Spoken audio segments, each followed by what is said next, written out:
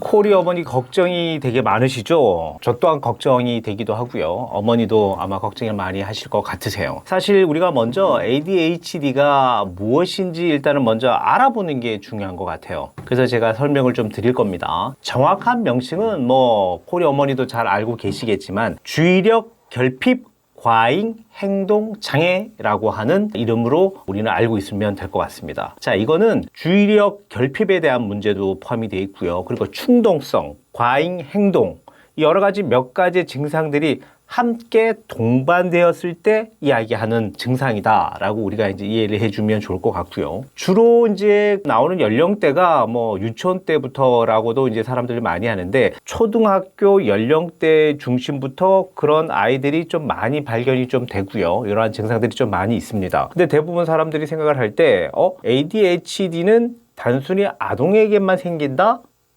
이렇게 이야기하시는 분들도 계십니다만은 사실은 요즘은 청소년, 성인까지도 ADHD에 대한 증상들이 보이는 분들이 상당히 좀 있다라고 이렇게 보여집니다. 자, 그러나 이제 이러한 것들이 만약에 이제 치료가 또 잘 되면 상관은 없는데 치료가 잘 안 되면 초등학교 때 증상이 청소년 그리고 성인까지 계속 지속되는 경우들이 많이 있다라고 생각을 해주시면 될 것 같습니다. 보통 이제 ADHD 아동의 경우는 이제 충동적이고 산만한 행동을 하고 그리고 또 이제 어떤 야단을 맞거나 부모님의 양육 과정에서 또 예를 든다면 아주 또 심한 제재가 있을 수는 있잖아요. 자, 이렇게 되면 쉽게 고쳐지지도 사실은 잘 않아요. 그렇기 때문에 ADHD 아동의 경우는 어머니들이 이제 심한 예를 든다면 꾸중을 하거나 그리고 또 너무 이제 제지를 하면서 아이들이 위축이 되거나 심리적으로 불안하게 만들면 별로 좋지 않다라고 이야기를 드릴 수는 있을 것 같습니다. 그리고 이제 이런 아이들이 이제 우리가 이렇게 관찰을 하다 보면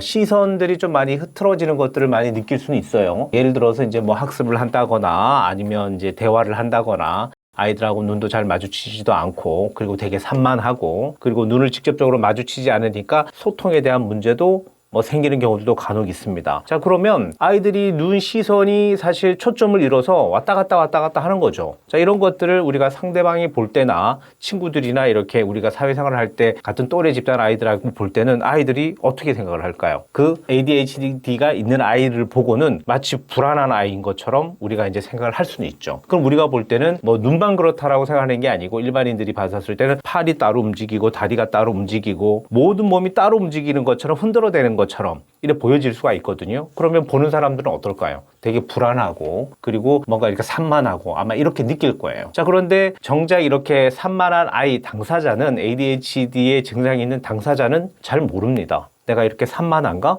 이렇게 잘 모를 수는 있습니다. 자, 이러한 부분들이 있는데 대부분 이제 이러한 문제가 있는 경우에는 어머니들이 제일 걱정하는 것들 중에 첫 번째가 학습에 대한 문제를 꼽을 수는 있겠죠. 아, 우리 아이가 산만하기 때문에 학습에 집중을 잘 못해요. 모든 부분에 대해서 집중을 잘 못하는 거기 때문에 이 아이의 장점이라든지 재능을 좀 키워주기 좀 어려운 것 같아요 라고 하는 게 있을 거고요. 그리고 두 번째는 사실은 요즘 어머니들이 상당히 많이 하는 부분들입니다. 자, 뭐냐? 또래 관계가 원활하지 않는 거예요. 왜냐하면 아이가 계속 산만하고 정신이 없다 보니까 친구들하고의 관계라든지 사회성에 대한 문제가 생기니까 결국은 친구 없이 혼자 노는 경우들이 상당히 많이 생기거든요. 자, 그러면 엄마들은 어때요? 되게 불안하고 불편하죠. 그래서 뭔가 개선을 시켜주고 싶어 합니다. 자, 이러한 문제들이 지속적으로 나타날 수 있고요. 그리고 제가 종전에 얘기 드렸던 것처럼 결국 이제 이러한 행동들을 자꾸 보이게 되면 상대방이 나를 좀 이렇게 거리를 두려고 하거나 그리고 또 나에 대해서 이야기를 하지 않거나 그리고 또 또래 집단 내에 유대성이 만들어지기 좀 어렵기 때문에 결국 사회 문제까지도 만들어지는 경우들이 상당히 많이 있습니다. 그래서 엄마들이 사실 상당히 많이 걱정을 하는 그런 부분들이 있겠죠. 자, 그렇다면 우리가 이제 원인이 뭘까라고 이제 이야기를 또 한번 해볼 수는 있습니다. 우리 코리 어머니도 이제 그런 것 같아요. 우리 코리를 보고, 아, 우리 아이가 이렇게 ADHD 증상처럼 막 이런 것 같아요. 엄마가 상당히 걱정을 하시는데, 사실은 제가 먼저 그 증상에 대한 요인에 대해서 이야기 전에 이야기를 간단하게 하나를 먼저 시작을 하고 이야기를 드릴게요.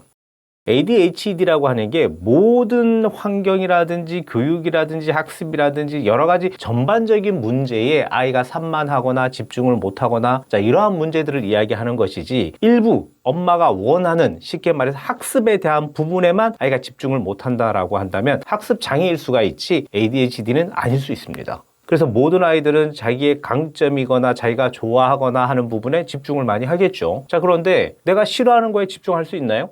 어머니도 마찬가지실 거예요. 지금 양육자들도 내가 싫어하는 거에 집중할 수는 없죠. 이게 인간의 기본적인 어떤 긍정에 대한 패턴들 때문에 싫어하는 부분들은 부정에 대한 어떤 심리적 요인들이 들어가는 거기 때문에 결국은 집중을 못하는 거거든요. 자, 그런데 우리 아이들도 마찬가지, 잘하는 것들도 있고 못하는 것들도 있고 싫어하는 것들도 있고, 이 모든 것들을 집중해서 할 수는 없습니다. 자, 그렇기 때문에 잘 생각을 해 주셔야 됩니다. 우리 아이가 잘하는 거라든지 관심 있는 거에는 집중을 잘해요. 그러나 이 부분에서는 집중을 잘 못하는 것 같아요. 자, 그럼 이러한 부분들이 집중을 잘 못하니까 우리 아이가 ADHD다? 아닙니다. 우리 아이는 선별적으로 좋아하고 싫어하고 자기가 좋아하는 것들에 대해서 관심이 있는 거기 때문에 아무런 문제가 없습니다. 자, 그러나 너무 지독하게 한 분야, 예를 든다면 학습이라고 한다면 한 분야에 난 너무너무 싫어. 자, 그러면 이제 약간의 과잉이 있는 거겠죠. 그러면 학습 과잉에 대한 부분들인데, 부정학습 과잉, 그러니까 학습에 대한 어떤 학습 장애, 우리가 이렇게도 얘기를 하는데 학습 능력에 대한 여러 가지 이제 문제점이 발생이 되었다라고 이야기를 할 수 있을 것 같습니다. 자, 그럼 우리 이제 ADHD에 대해서 이제 이야기를 드리면, 원인은 사실은 뭐 유전학적인 거, 신경학적인 거, 심리학적인 요인들 상당히 많이 있습니다. 자, 그러나 가장 많은 요인으로 우리가 얘기하는 부분들은 뭐냐면 유전학적인 요인들을 이야기를 합니다. 그리고 약간 생물학적인 거, 뭐 이제 이런 것들로 이야기를 하는데, 이러한 것들이 결국은 우리가 이제 뭐 나이가 들어서 발견이 된다라면 이건 되게 고치기 좀 많이 어렵습니다. 자, 그런데 아이가 어릴 때 만약에 이제 이러한 것들을 부모님이 원인을 명확하게 알고 만약에 이제 증상에 대해서 뭔가 이제 치료를 한다면 개선의 효과가 좀 크다라고 하니까 너무 크게 걱정을 하시지 말고 일단은 원인을 먼저 파악을 해보고, 그리고 아이의 치료에 대한 방법을 좀 찾아 나가면 되지 않을까라고 이제 생각을 해봅니다. 그래서 이제 보통 이제 선천적이라고 해서 우리 아이는 그러면 절대로 뭐 고쳐지지 않는다라고 이제 생각하시는 어머니도 있긴 합니다만은, 사실은 후천적으로도 이제 우리 아이가 환경적으로 뭔가가 이제 불안하거나 여러 가지 이제 요소들이 있으면 후천적으로라도 전반적으로 ADHD 증상처럼 산만한 경우도 있긴 하거든요. 그래서 그건 후천적 ADHD라고 우리가 이야기를 하는데, 이러한 것들도 우리가 세밀히 한번 관찰해 보고 진단해 보면 좋으실 것 같고요. 이러한 부분들은 결국은 안 고쳐지는 것이 아니고 분명히 고쳐질 수 있는 여러 가지의 방법적인 것들이 있으니까 너무 걱정하지 마시고 하나하나 차분히 아이를 관찰하는 게 더 중요하다라고 이야기를 드릴 수 있을 것 같습니다.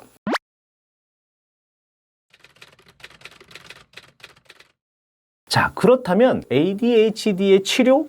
뭐 코리 어머니도 뭐 이제 걱정이 되셔서 이제 물어보고 질문을 하신 것 같은데, 당연히 치료할 수 있죠. 요즘은 이제 사실은 병원에서도 이러한 약물 치료들이 상당히 많이 좋아져서 약물 치료 당연히 포함이 될 수 있고요. 그리고 인지 행동 치료, 놀이 치료, 언어 치료, 뭐 사실 다각적인 어떤 치료가 분명히 있습니다. 그래서 아이가 하나하나 천천히 이렇게 습관적으로 학습되어 와서, 그리고 또 뭔가를 만들어 주기 위해서 저희들이 노력하고 정서 문제 안정시키고 대인 관계 문제도 해결할 수 있는 솔루션이 지속적으로 제공이 된다면 사실은 가능한 부분들이고요. 다만 아이의 습관적인 문제가 같이 이어져 가는 부분들이 포함이 되어 있기 때문에 사실 단기보다는 장기적인 치료를 받는 게 조금 더 중요하다라고 이야기를 드릴 수는 있을 것 같습니다. 그리고 이제 아이의 문제일 수도 있지만 결국은 제가 ADHD가 환경적인 문제, 후천적인 문제일 수도 있다고 제가 얘기 드렸었잖아요. 그렇기 때문에 후천적인 문제가 발생이 됐다라고 하는 것들은 양육 환경에 대한 문제가 발생이 되었을 수도 있다라는 얘기와